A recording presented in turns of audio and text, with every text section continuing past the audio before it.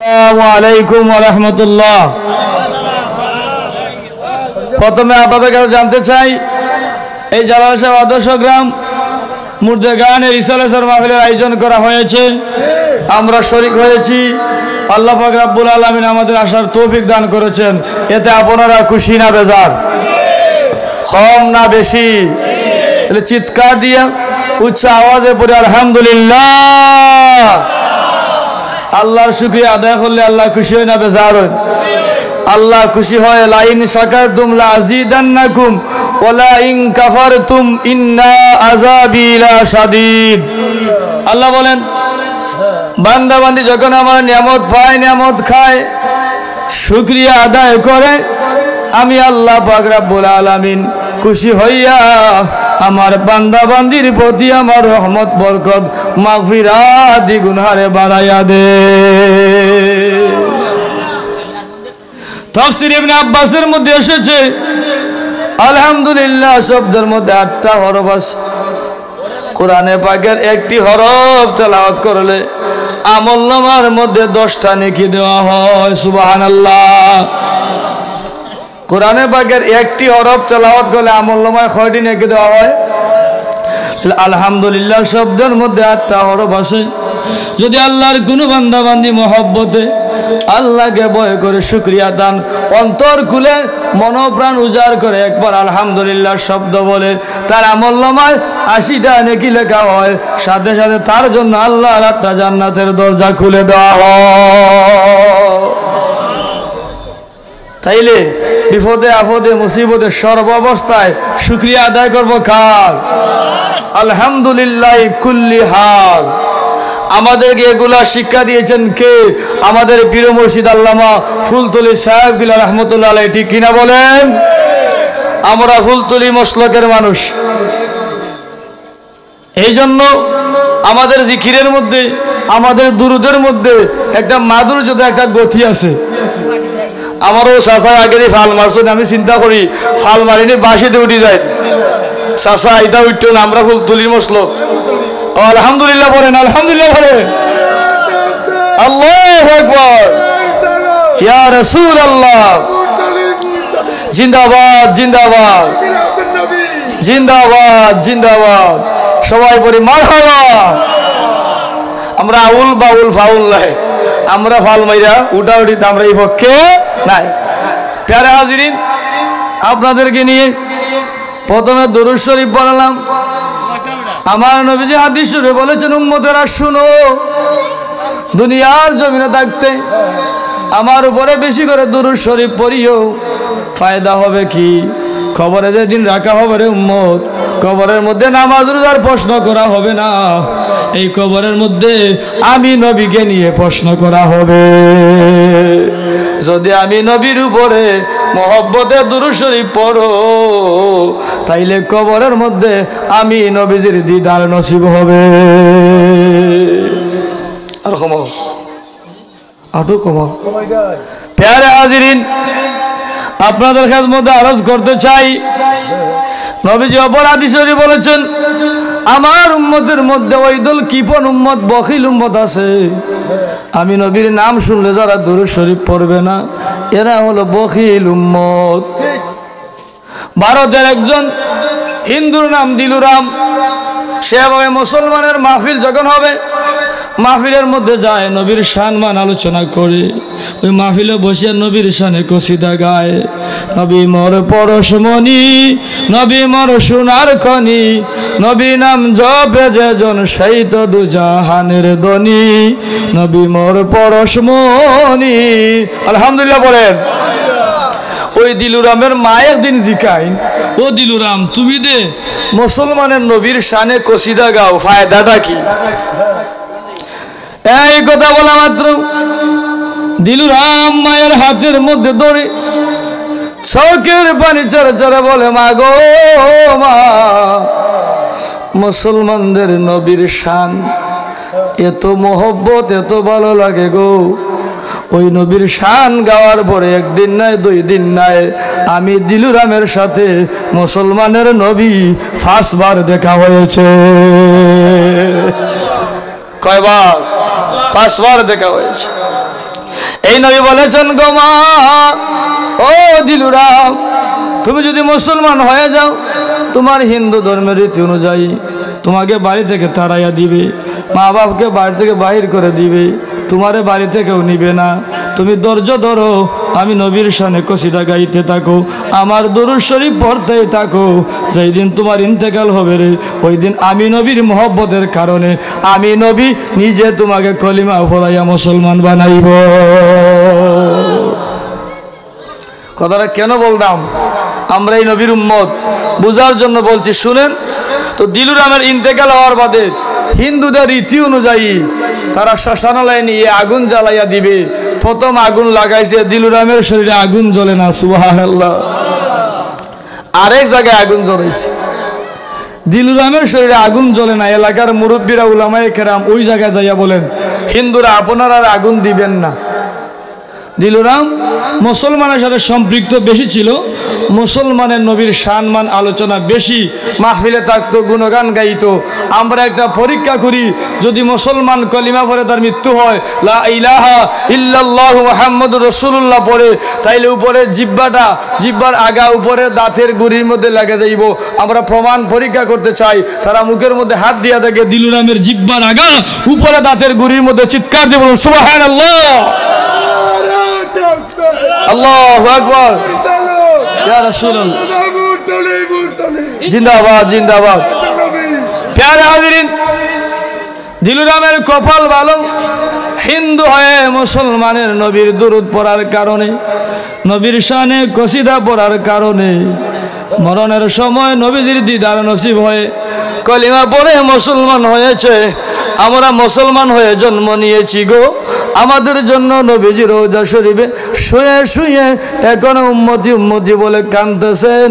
আমরা যদি ওই নবীর উপরে মহব্বতে দুরূদ শরীফ পড়ি, কোনো ফেরেশতা লাগবে না, মদিনা শরীফ থেকে শুয়ে শুয়ে নবীজির কান মুবারক দ্বারা আমাদের দুরূদ শুনতে পাইবে। আর আরেকজন ফেরেশতা রাখেছেন নবীজির রওজা শরীফের সামনে, উনার কাছে সব উম্মতের দুরূদের আওয়াজ যায়, আর উনি নাম ধরি ধরি নবীজিকে ডাকিয়া বলেন, ইয়া রাসূলুল্লাহ, আপনার অমুক উম্মত তার মান নামেই বাবার নামেই ওই গ্রাম থেকে ওই দেশের আপনার উপরে দুরূদ শরীফ পাঠাইছে, ওখানে সুবহানাল্লাহ। হাদিস শরীফ কোথায় আছে?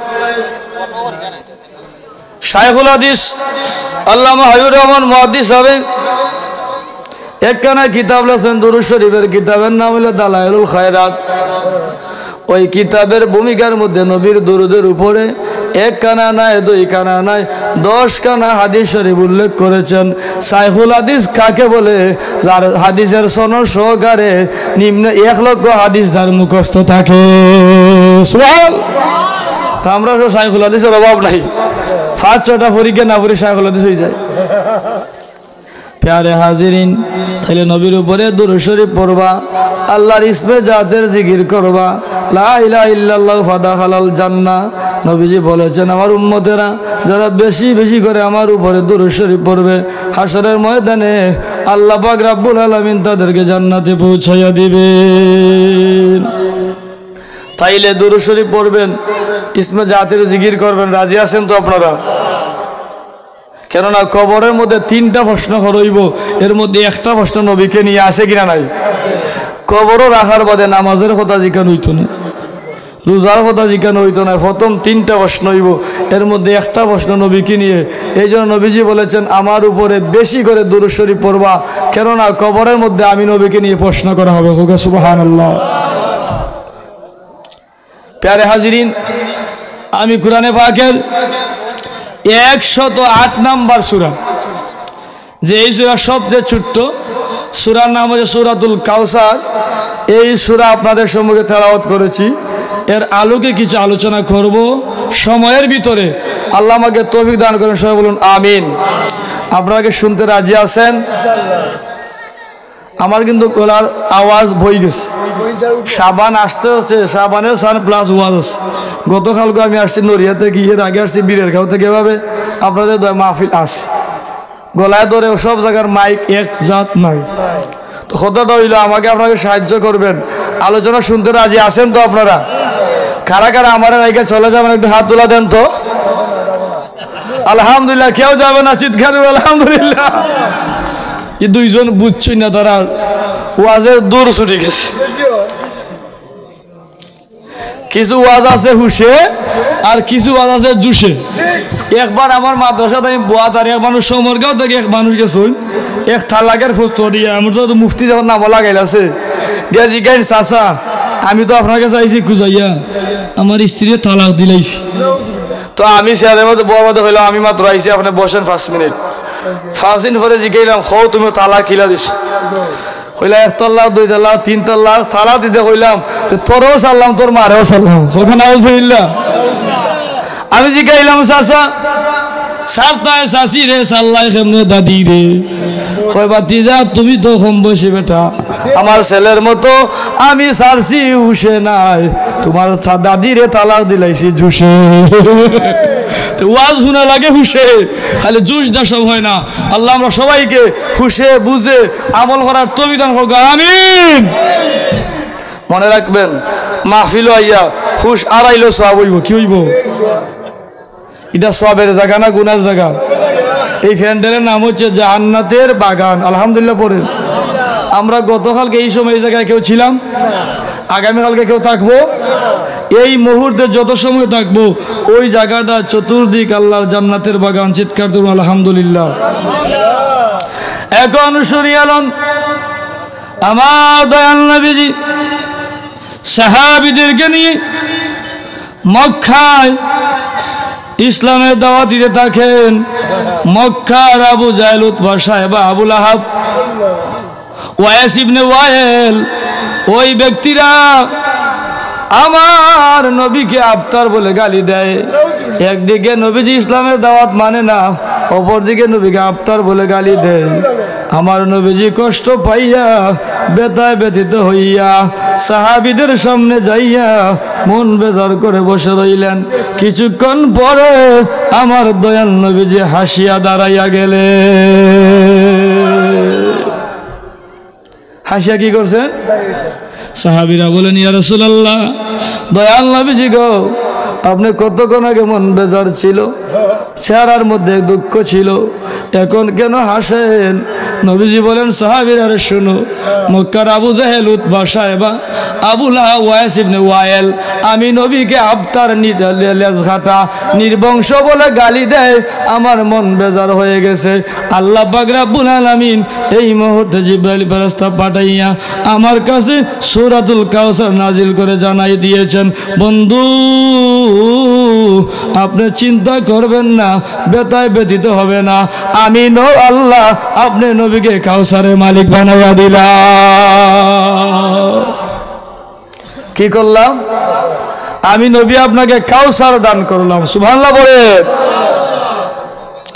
এখন নবীকে আফতার কেন বলে আমরা গ্রামের ভাষায় বলি আটকুরা যাদের সন্তান হয় না আর কোরআনে পাকে সূরা কাউসারের লাস্টে ইন্না শানিয়া কাহুয়াল আবেতার এই আফতার অর্থ নির্বংশ লেজ কাটা নির্বংশ লেজ কাটা নবীজির 4 জন মেয়ে 4 জন ছেলে ছিলেন কাসেম তৈয়ব তাহের ইব্রাহিম অথবা আব্দুল্লাহ 4 জন সন্তান নবীজির ইন্তেকাল করেছেন ইন্তেকাল করতে যাইয়া মক্কার কাফিরেরা বলে আব্দুল্লাহর হুয়া মুহাম্মদ আর বংশ সামন দিকে যাইতে পারবে না কেন না যে তার কোনো পুরুষ আওলাদ দুনিয়াতে নাই ওরা দুনিয়া থেকে বিদায় হয়ে গেছে ওই কারণে মক্কায় আমার নবীকে আফতার লেজ কাটা বলে সম্বোধন করে বলে নাউজুবিল্লাহ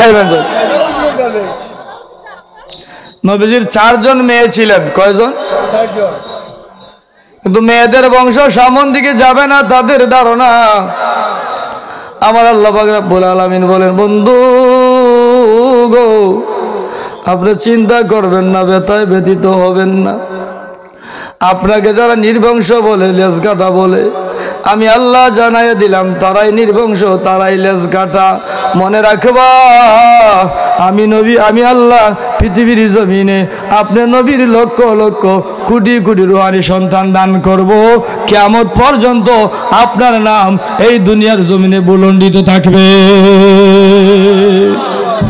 জানিয়ে লও আমি আল্লাহ যেই জায়গায় থাকবো আমার বন্ধুর নাম সেই জায়গায় থাকবে। আল্লাহ হলেন আলহামদুলিল্লাহ রাব্বিল আলামিন, আমার নবী হলেন রাহমাতুল লিল আলামিন।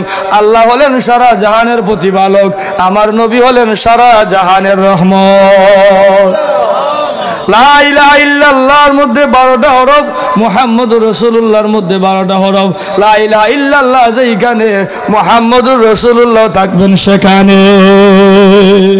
চিৎকার দেবেন সুবহানাল্লাহ। এখন কথা হলো নবীর সন্তান কেন দুনিয়া থেকে ইন্তেকাল হয়ে গেলেন? কথা জানার দরকার নাই? আদম আলাইহিস সালামের সন্তান হযরত শীশ আলাইহিস সালাম ছিলেন নবী। ইয়াকুব আলাইহিস সালামের ছেলে ইউসুফ আলাইহিস সালাম ছিলেন নবী। ইব্রাহিম আলাইহিস সালামের সন্তান ইসমাঈল আলাইহিস সালাম ছিলেন নবী। তাইলে আমরা নবীর সন্তানও তো নবী হবে কি না? নবী তো বলেছেন আনা খাতামুন নবীন লা নবিয়্যা বা'দা, আমার পরে কোনো নবী নাই, আমি শেষ নবী। এখন যদি নবীর সন্তানেরা দুনিয়ায় জীবিত থাকে তাইলে ওরা কি হবে? ওরা কি হবে? কথা বলেন। নবী হবে। ওই কারণে আল্লাহ ওদেরকে ছোট্ট বয়সে নিষ্পাপ অবস্থায় দুনিয়া থেকে বিদায় নিয়েছেন। হোক সুবহানাল্লাহ। আমরা বলি মা কানা মুহাম্মাদুন আবা আহাদিম মির রিজালিকুম ওয়ালাকিন রাসূলুল্লাহি ওয়া খাতামান নবিয়্যিন। আল্লাহ কইন আমার নবী দুনিয়ার কোনো পুরুষের পিতা নয়। হোক সুবহানাল্লাহ। পুরুষের পিতা নয় কেন? ছেলেরা দুনিয়ার যারা পুরুষ না, পুরুষ নয় ওই কারণে যার মধ্যে পুরুষত্ব আসার আগে দুনিয়া থেকে ওরা বিদায় হয়েছে। কি হয়েছে? পুরুষত্ব আসার আগে বিদায় হওয়ার কারণে আল্লাহ বলেছেন আমার নবী কোনো পুরুষের পিতা নয়। চিৎকার দিয়ে বলুন সুবহানাল্লাহ। এখন কথা হলো আমার নবীকে আমার আল্লাহ সান্ত্বনা দিয়ে দিলেন, বললেন বন্ধু আমি আপনাকে কাউসার দান করে দিলাম। কাউসার কি জানেন? কাউসার হাসরের ময়দানে পান করানো হবে। কাউসারের পানি হলো দুধের চাইতে সাদা। কাউসারের পানি কি? কাউসারের পানি হলো দুধের চাইতে সাদা, মধুর চাইতে মিষ্টি।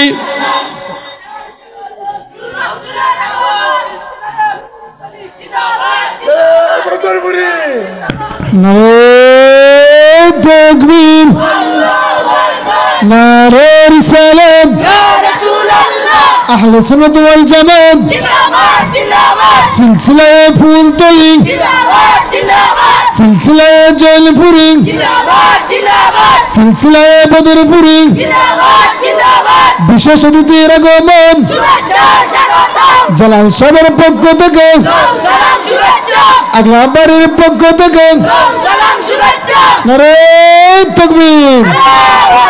আমরা সবাই বলি আলহামদুলিল্লাহ। আমরা দেখতে পাচ্ছি আমাদের মাহফিলের আজকের সমাজে বিশেষ অতিথি হযরত মাওলানা মুফতি স্বামী মোহাম্মদ নুরুল্লাহ সাহেব আমাদের মধ্যে এসে পৌঁছে গেছেন আলহামদুলিল্লাহ। কিছুক্ষণের মধ্যে উনি আলোচনা আপনাদের সম্মুখে পেশ করবেন। আমার কথা শেষ। কথা হলো কাউসার, কাউসারের পানিটা কি? হাসরের মাঠও পান করানো হবে। কাউসারের পানি হবে দুধের চাইতে সাদা, দুধের চাইতে, মেশকের চাইতে সুগ্রাণ, মধুর চাইতে মিষ্টি, বরফের চাইতে ঠান্ডা। হোক সুবহানাল্লাহ। এই পানি পান করানো হবে হাসরের মাঠও। যে একবার পান করবে আর এই রুদ্রের মধ্যে তার পিপাসা লাগবে। এখন কথা হলো ওই হাউজে কাউসারের পানিটা কে পান করবে? খাকে আল্লাহ পান করাইবেন। হাউজে কাউসারে কতটা পেয়ালা থাকবে? আকাশের দিকে তাকাইয়া যতটা তারা দেখা যায় আর যতটা তারা দেখা যায় না, হাসরের ময়দানও হাউজে কাউসারের পানি পান করানোর জন্য অতটা পেয়ালা থাকবে। জোরে বলেন সুবহানাল্লাহ। এখন হাউজে কাউসারের পানি কারা পাবেন?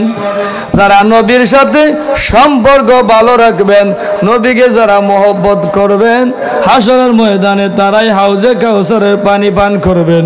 আপনারা সবাই জানেন শহীদপুরের জমিনে ফুলতলি সাহেব কিবলা রহমতুল্লাহ আলাইহিকে মারা হয়েছিল। রক্তমাখা অবস্থায় অসুস্থ হওয়ার পরে মদিনা শরীফ যখন গিয়েছিলেন, আল্লামা হাবিবুর রহমান মুহাদ্দিস সাহেব বলেন, আমি মদিনা শরীফ নবীজির রওজার পাশে ফুলতলি সাহেব কিবলাকে নিয়ে বসে রয়েছি। কিছুক্ষণ পরে তাকাইয়া দেখি ফুলতলি সাহেব কিবলা চোখের পানি ছেড়ে ছেড়ে কাঁদতেছেন। আমি বলি সাহেব বাসায় যাব, উনি বলেন কিছুক্ষণ পরে যাব। চোখের পানি ছেড়ে ছেড়ে কাঁদতেছেন। আবার কিছুক্ষণ পরে আমার হাতে ধরে বলেন, ও হাবিবুর রহমান, চলো আমরা বাসায় চলে যাই। এই কথা বলে যখন বাসায় নিয়ে গেলেন, আমি জিজ্ঞাইলাম, ফুলতলি সাহেব আপনি নবীজির রওজার পাশে বসে বসে কাঁদলেন, কিছুক্ষণ পরে হাসিয়া কেন আমাকে নিয়ে আসলেন? ডাক দিয়ে বলেন, হাবিবুর রহমান শুনো, শহীদপুরের জমিনে ইয়া নবী সালাম আলাইকা, ইয়া রাসূলুল্লাহ, ঈদে মিলাদুন নবী কায়েমের জন্য আমি যে মাইর খাইয়েছিলাম, আমার রক্তাক্ত হইয়া আমার মাথার মধ্যে একটা নয় দুইটা নয় 18টা সেলাই হয়েছিল। আমি রওজা শরীফে আমার নবীজির কাছে বিচার দিয়েছি।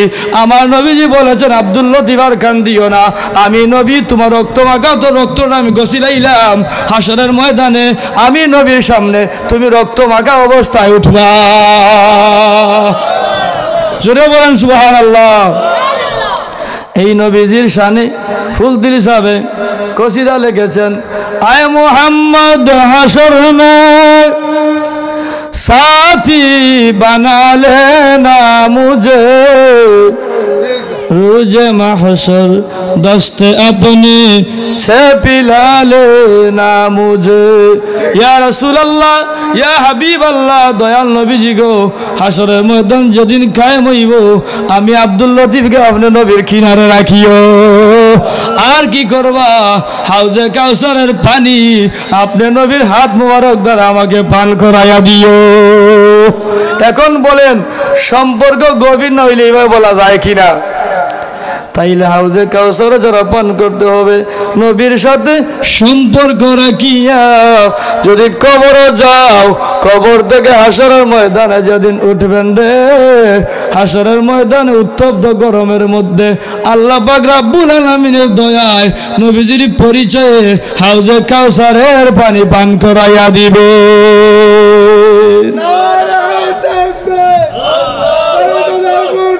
প্যারা হাজিরিন, আলোচনা দীর্ঘায়িত করার ইচ্ছা ছিল, করতে পারবো না, কারণ আমাদের দাওয়াতি মেহমান যখন উপস্থিত হয়েছেন, আমি তো এই গ্রামে বাড়ি, এই এলাকার সন্তান, আলহামদুলিল্লাহ আমার অনেকে চিনেন জানেন। অন্য সময় আলোচনা হইলে কাউসার কাকে বলে, কাউসার কারা পান করবে, আরও কিছু আলোচনা আপনার সঙ্গে উপস্থাপন করব।